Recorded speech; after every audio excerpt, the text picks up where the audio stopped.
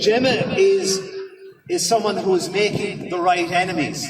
What I mean by that is she has antagonised the enemies of the Irish people that are represented by the people who are crossing behind me here in Google headquarters, that represent the corporate parasites that exercise dominance in this world.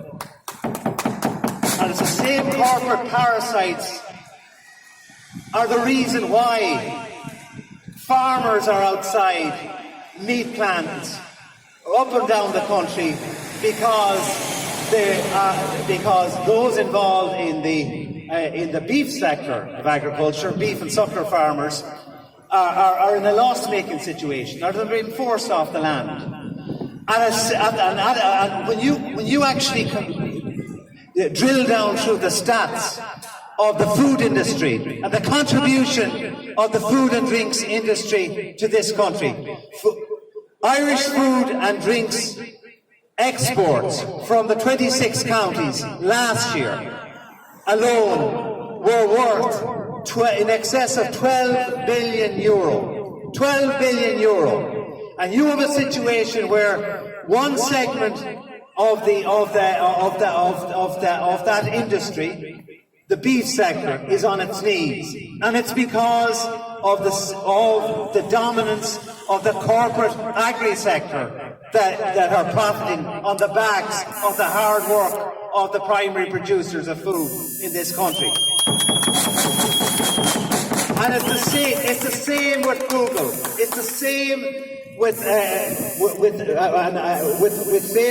Mr. Zuckerberg. It's the same with Goldman Sachs, international finance capitalist parasites that control our banks, that profited on the backs of Irish taxpayers at the time of the bank bailout, when Irish taxpayers were forced to pick up the tab for the gambling losses of bondholders in the bus bank, the former defunct bus bank, Anglo-Irish.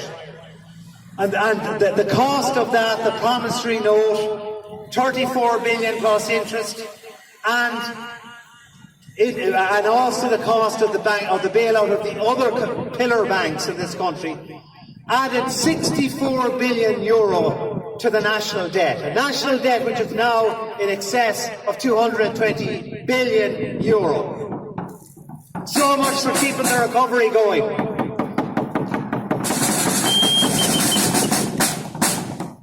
Now, I will say to you that in relation to the reaction of the mainstream media to these scandals has been remarkably tame. It's been tame because these people are bought and paid for. What we have in this country and what we have throughout the European Union is what I would term corporate democracy. Because if you remember when Mao Zedong and the communists took over in China, they established what they termed a people's democracy, which was Marxist dialectical speak for communist totalitarian dictatorship, where they misused the name democracy. In this country, they misuse the name democracy, they misuse the word free speech. They allow free speech to be controlled and to be restricted, and yet they use the term. People are allowed freedom of expression. They're not. When you cross the line, when you are in a situation, people like Gemma who are weren't afraid as a truth warrior to stand up to corruption, to stand up to lies, to uncover the systemic corruption in this country. Her message was gaining widespread traction in this country and worldwide. And therefore, it was very, very necessary that she had to be closed down. There had to be censorship against Gemma O'Doherty because Gemma O'Doherty spoke the truth.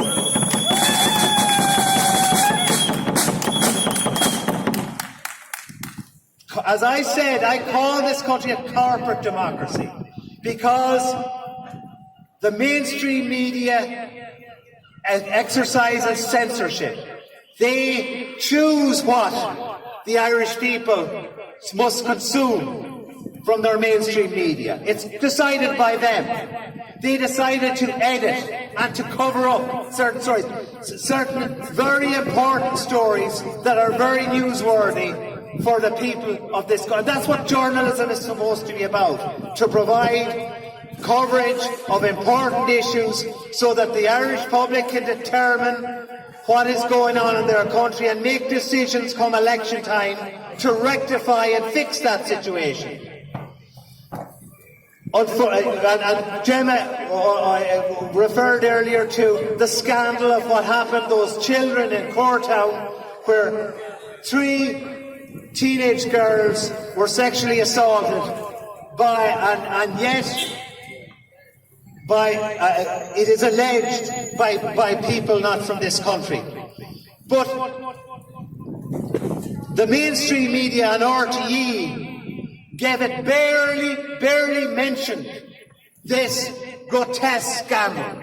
These are the people that talk about that talked about clerical child abuse, which was horrendous and which was criminal, and we all condemn it. But it was fine. It was no newsworthy then because they had a target, and the target was the Catholic Church. When the Catholic Church isn't the target, when somebody else is carrying out paedophile, rape and sexual assaults of children, then these crimes are not newsworthy. And let's talk about Love Island or something else that's more interesting. As I said, the corporate democracy is almost complete in this country at this stage.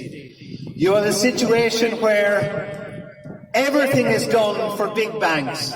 Everything is done for the multinationals. I referred earlier to the bank bailout that added 64 billion to our national debt.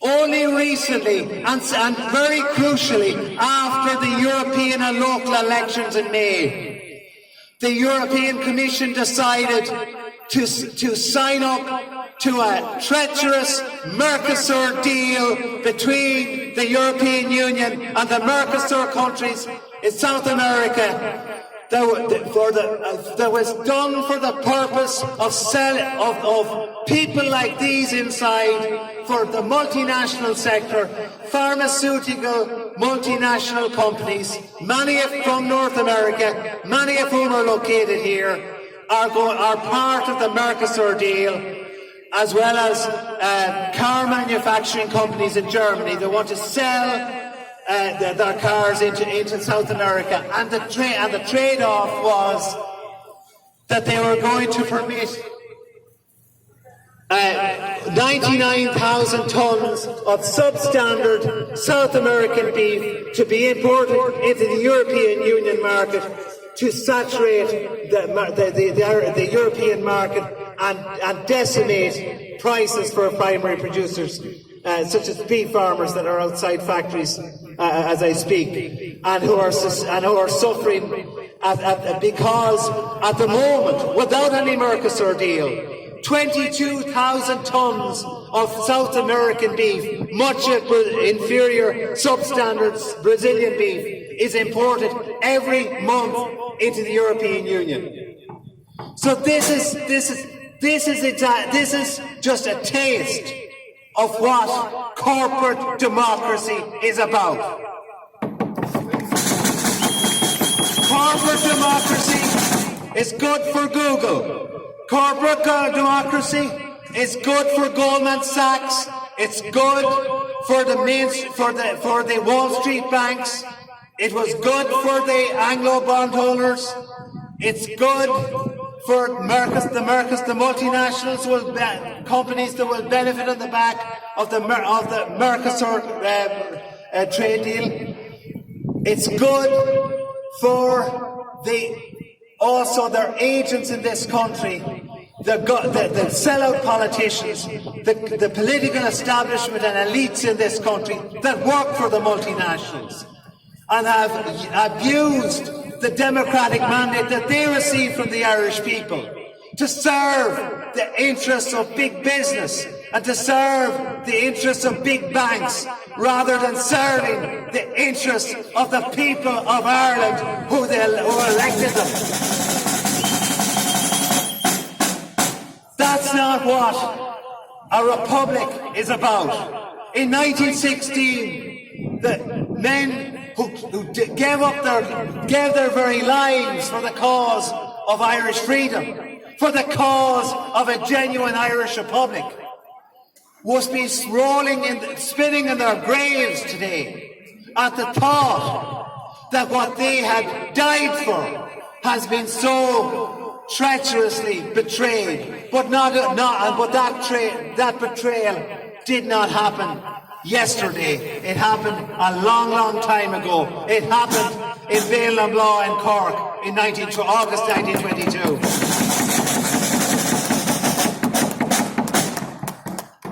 And I would just like to say, in relation to the political system in this country, or the rigged system, as President Trump would call it, in this country, that control our corporate democracy. They have appropriated all the words that ordinary people would like to think represent good and represent the positive. They appropriate the word. Last year we had a referendum to legalise the mass murder of Irish unborn children, and 4,000 of those children have been mass murdered since the enactment of the Abortion Act in January of this year. But Irish people were told that this was about choice, pro-choice for women. Women, you have the choice to murder an unborn child you carry in your womb. That's your choice. But guess what? Irish people have not the choice to listen to Gemma O'Doherty on YouTube. That choice has been taken away from them. And they appropriate the word freedom. Freedom that the men of 1916 gave their lives for. Freedom is about political freedom. It's about political liberty. It's about freedom of expression. It's about economic freedom. It's about mothers having the freedom to stay at home and look after their children without the economic cost of doing so, without having to send their children to crashes where their children are neglected and in some cases is abused, as was highlighted recently even in the mainstream media. Freedom is about people like myself in agriculture, in farming, freedom to farm without regulation, without EU red tape, freedom to farm for a profit, freedom to farm without the EU looking over our shoulders, without treacherous trade deals, without the prospect of a no-deal Brexit, which is totally avoidable.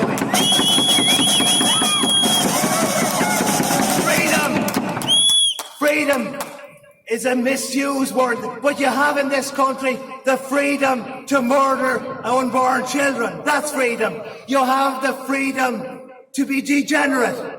And you have a situation where, and I know I said that Gemma antagonised the right people. She antagonised the enemies of the Irish people. She also antagonised the enemies of human decency, who parade their degeneracy, which is an attack on the moral fibre of the Irish nation.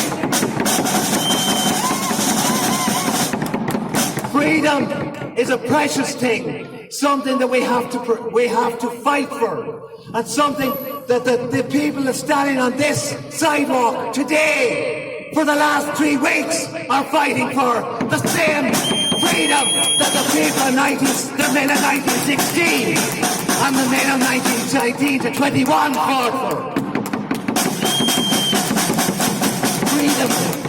is such a precious thing. But and sadly, in this country, in 2019, we face the prospect of that freedom being extinguished.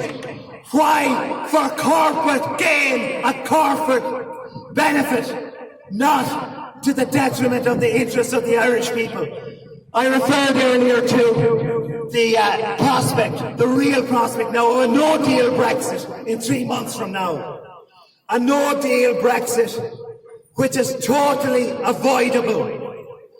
The reason why a no-deal Brexit is now inevitable is because the European Union and the Irish government refuse to give the tiniest concession to the British in relation to the backstop, this nonsensical backstop that was stitched into the withdrawal agreement.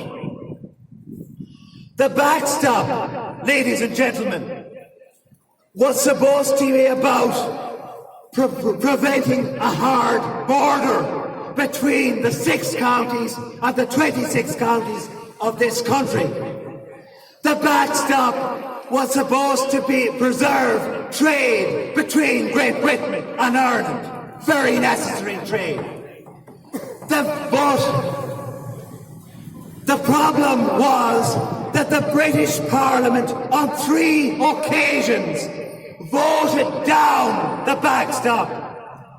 Now, if the British Parliament voted down the backstop on 3 occasions when Theresa May was Prime Minister, what chance has a Parliament with Boris Johnson as Prime Minister, elected on a Brexiteer platform? A chance. What prospect is there of that withdrawal agreement and that backstop passing before October 21st or 31st? None. And everyone knows that. So the very thing that the backstop was designed to prevent, it is actually going to cause. Because if the United Kingdom, if the UK, which includes the north of Ireland, the occupied part of this country, if they crash out of the European Union on October the 31st, as a result of a no-deal Brexit, as a result of no concession being given to them by the European Union with the support of the Irish government, that is going to result in a hard border between the 6 counties and the 26 counties. That is going to result in a tariff wall between Ireland and Great Britain. That is going to result in the loss of our most important trading partner, certainly for the agri-food industry. And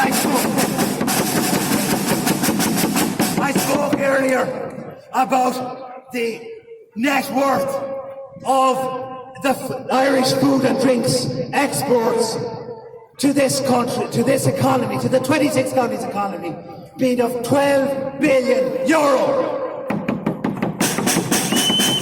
Of that, 52% of Irish beef exports are to the British market. Britain takes 52% of our beef exports. It takes 40% of our dairy exports, 60% of our cheddar cheese exports.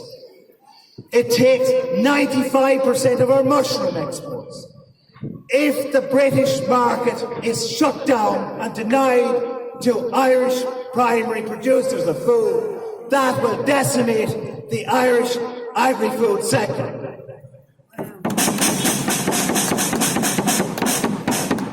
And recently, the central bank produced even the central bank, which is part of the same corporate system, because the central bank is controlled by the ECB, the same people who forced the bank bailout on us, with the collaboration and the connivance of Fianna Fáil and the Greens, and Fine Gael and Labour.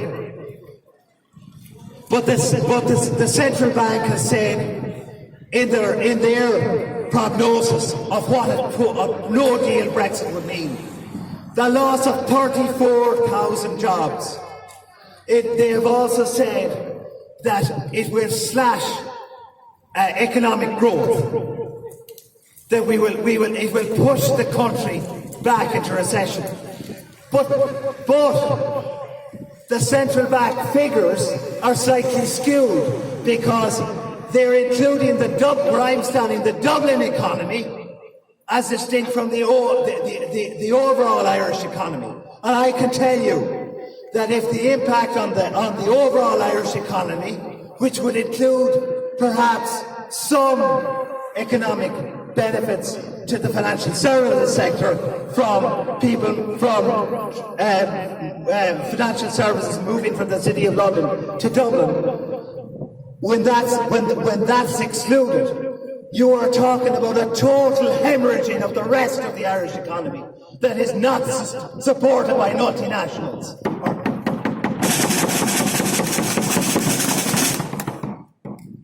So, as I said to you, and I kind of moved on a tangent about I moved on to no deal Brexit, and I talked about the way words like freedom and choice are appropriated by the people who control the media and the people behind us who want to control the alternative media. So that the same people last year who rigged the abortion referendum to ensure that the Irish people didn't hear the pro-life message, the online pro-life message. There was pro-life advertising, online advertising paid for, that was taken down and denied, and that message was shut down by people like Google and Facebook only 2 weeks before that referendum.